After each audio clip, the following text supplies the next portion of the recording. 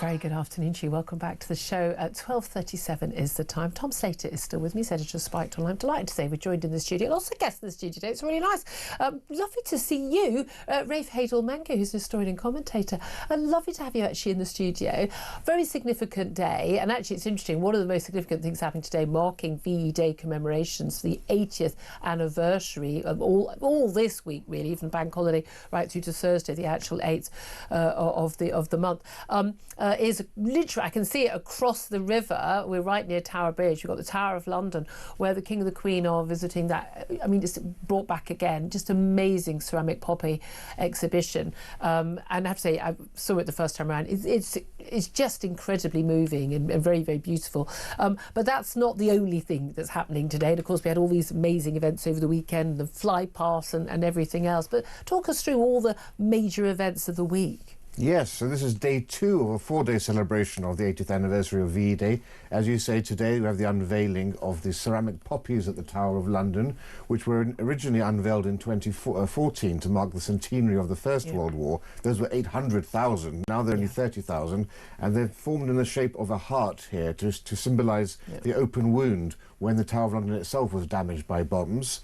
But key also today, they're going to light up landmarks across London and across the whole country, from Belfast City Hall to Cardiff Castle, just as happened on VE Day itself, because people must remember, for 5 years there was a blackout. No lights were allowed. You had to have blackout curtains in your houses, changing the lamps on your cars. The ARP, the air raid, would come and knock on your door if they could see a chink of light.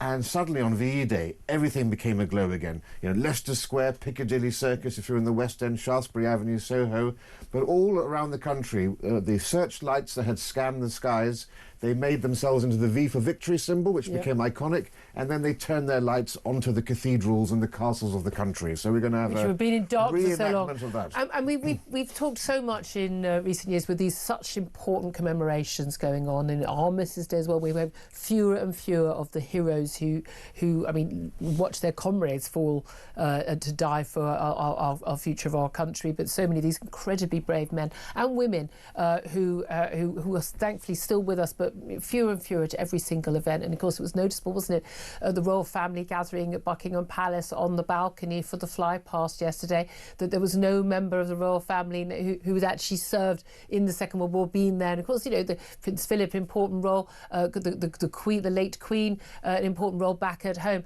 And it's interesting, you talk about this image, I had a big smile on my face when we talk so much about the incredible sacrifices that our armed forces took, but this was an entire, you know, whole nation effort, and the impact on ordinary men, women and children back home in the UK was huge. And some of the images of the relief, the joy that people felt when this absolute horror finally ended, well, in Europe here at least. Yeah, that's crucial. Well, the first thing, of course, this wasn't the end of the war. There was still 3 months more to fight till we had victory over Japan Day on August the 15th with the bombs on Hiroshima and Nagasaki. But you're quite right. I mean, people need to understand this was the biggest celebration in British history, VE Day, because for the peoples of Europe, the war was over. 6 long years, which had seen 35 to 50 million people killed, including 350,000 British armed forces. It liberated, of course, the Channel Islands, only part of the British Isles to be occupied by the Nazis. And it meant for millions of people at home, they'd be reunited with their fathers, their brothers, their sons. And, of course, also for so many people in the country, it was a moment when finally they realised no more would Britain be devastated by aerial bombardment. You know, not only was London destroyed, but Liverpool, Birmingham, Southampton, so many cities. 95% of the buildings in Hull were damaged or destroyed in the Blitz. 40,000 people died in that country. So that's why Churchill came out onto the balcony of the Ministry of Health with the crowds assembled there, and he said, "This is your victory. In all our long history, we have never seen a greater day than this." And it was a whole country event, and it's fascinating to when we've seen the event, the horrific invasion of Ukraine, and indeed what's happening, the massacre on 7th of October in Israel. When you see polls of Brits and indeed Americans, like, would you be willing to fight for your country? How many people, particularly young people, say they wouldn't be willing to fight for their country? And again, it's one thing, isn't it, to talk about a far-off war, like would you be willing to fight for Britain in Iraq or Afghanistan? It's very different from would you be willing to actually to protect your nation state? And I find it flabbergasting that people wouldn't be. People say nothing's worth dying for. Oh, there are lots of things that are worth dying for, and we see people of Ukraine and people of Israel, you know, understanding the need of that. And we've got to talk about this threat from Russia. We've had terrorist plot from alleged terrorist plot and arrests made involving Iranians as well. You know, the threat right now is very real, and these are moments where we can unite as a nation, but also we need to talk not just about our past, but about the present and talk about the future as well. And that's something you've done a lot as a commentator on sort of, we say, woke issues, but actually on really important British values and cultural issues, and as a historian as well, being able to understand the significance of those, because it seems to me one of the key ways we honour the sacrifice that was made by the men and women who died in the war, in all the wars, but particularly in the Second World War, is that we protect the values and the freedoms and the culture that they were trying to protect from the Nazis. And that's been one of the themes of V-Day, actually. Yesterday we saw the torch of peace passed on from a 100-year-old veteran, saying, you know, these celebrations are not static. You know, the fight for our freedoms and our liberties carries on and continues. We now have the longest war since the Second World War taking place within our continent. It is very much about that. Unfortunately, what we've had, of course, is we've had 30 years whereby British culture, British history and British identity have been systematically undermined. We've had ideological subversion being taught in our schools. So, and the complete erosion of our history, where our heroes have been denigrated and all of our achievements have been denigrated. Yeah, Churchill's a racist and things like that. So it's no surprise then that in the last 10 years we've seen a halving. From 2008, 80% of youth 18 to 24 were proud to be British. Today it's only 40%. So we call... I mean, that's mind-blowing, isn't it? It's the majority of young people are not proud to be British. Where would they be proud to be from, I wonder? But there's no surprise. Somalia? If the media, the universities, academia, the government, if everybody is essentially saying that Britain is the source of all evil and the West is, you've got the original sin of slavery and all of the nonsense that and the Industrial Revolution. And the Industrial Revolution. You're welcome, world. The greatest leap forward in 12,000 years of human evolution born right here in Britain.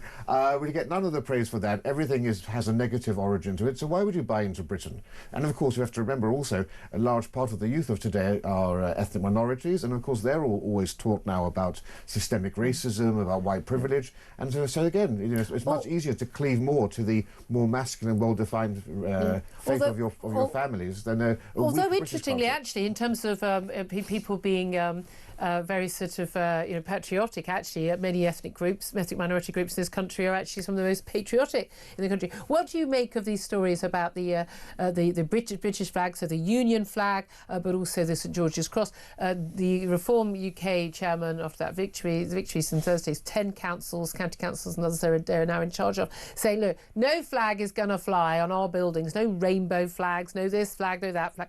It's going to be the Union Jack, or it's going to be the St George's Cross. I mean, Councillor Darren Grimes was just saying also, you know, local county flags and things should be, that they're the only flags that should be flown on council buildings. Do you agree with that? Absolutely. Well, and Darren is quite right. Traditional flags of Britain must be flown. So the county flags, the boroughs of London flags. I mean, if you're on a council level, you need to have some civic pride for your local areas. But we must. I live in Camden. Do we have a Camden borough flag? There's a Camden flag and coat of arms. Oh, it's probably got a picture of a trans woman on it. It's probably got a trans woman and an illegal migrant on it, shaking hands or something. But in Camden. We're fraying as a society, right? So identity politics is causing fissures in our society. We've got ethno-nationalist states developing in this country. We're becoming United Nations rather than a United Kingdom. We've got all the identity politics going on. We need to have an overarching British culture rather than prioritising minority. Can I bring Tom Slater in listening to this? I mean, look, you're on the left, you know, but do you feel patriotic? Well, do you? They wouldn't recognise me as something. They wouldn't recognise you. No, do you know what a man and a woman is? Things like that, basic thing. You know, you can count. You know, but you, I mean, do you feel strongly about seeing the flag? Do you feel pride when you see the national flag? Well, pride is not necessarily the way I'd put it. I'm certainly very grateful for having been born in this country where there's so much, you know, the freedoms that we enjoy, which were built on the struggle not of just people who died in war, but also struggled domestically for our own rights and representation. I take a lot of inspiration from that long history of people. Didn't just happen, guys. No, absolutely, and it's one of those things where also recognising that, and this is something that in recent years, of course, the left have had complete problems with, is that if you really want a kind of cohesive society, then a shared identity as a nation is so much more important. It's actually it's the route to unity rather than division. They had it completely the other way around. You'll find diversity is our strength. You obviously not read the memo. True tried to keep up with the programme, Mr. Slater, because no, but exactly, you're right. Again, you need to have something you believe in. Again, if you don't espouse any British values, you just say multiculturalism is great and blah blah blah. No, our culture isn't a superior culture. Then you've got nothing to protect to fight for. Just finally, I want to ask, it's not as important as VE commemorations or the like, but and willingness to fight for your country, but willingness to fight for your rights as women. I want to ask you, Rafe Heydel-Mankoo, about this. I mean, it's kind of absurd. I live in this area. I know that I wouldn't go swimming in these ponds. They're absolutely horrible and freezing. I don't know why people do it. But Hampstead Heath has got a women's pond and a men's pond, and there's this whole big thing that trans-identified men, calling themselves trans women, have been using the women's pond. The women are going, no, you can't. Over the weekend, obviously after the Supreme Court judgment, clearly, if it's a women's pond, then men shouldn't be allowed in it, whether they call themselves Sheila or not, or have a GRC, a gender recognition certificate. But women's rights campaigners, about 30 of them, wearing false beards, wigs and moustaches, descended on the men-only pond on Bank Holiday Monday, demanding to be let in, saying to the police officer who was there to guard it, we self-identify as male. I think this is hilarious. It's no different to Isla Bryson putting on a wig and having his genitals shown through his pink leggings, saying, I'm a woman, I've raped 2 women, I want to go into a women's prison. They weren't let in, other than the fact you climbed over fences and got in. What's interesting there is that there is a mixed pond.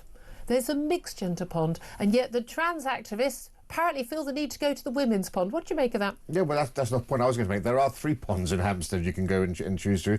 And it's always, of course, women who have to suffer here, isn't it? As you know, it's always the case women's spaces are going to be closed down and shut down. Of course, we have now women's lavatories have to become gender neutral. That's my fear. Will the ladies' pond now suddenly also become a mixed pond just to try to let this thing go away? But the men's pond can carry on as it was. The men's pond, of course, that will carry on. It's extraordinary, isn't it? Rafe Heydel-Mankoo, we covered a lot of ground there. Thank you very much for joining us. Great to have you in the studio as well. 12:48 is the time. This is Talk.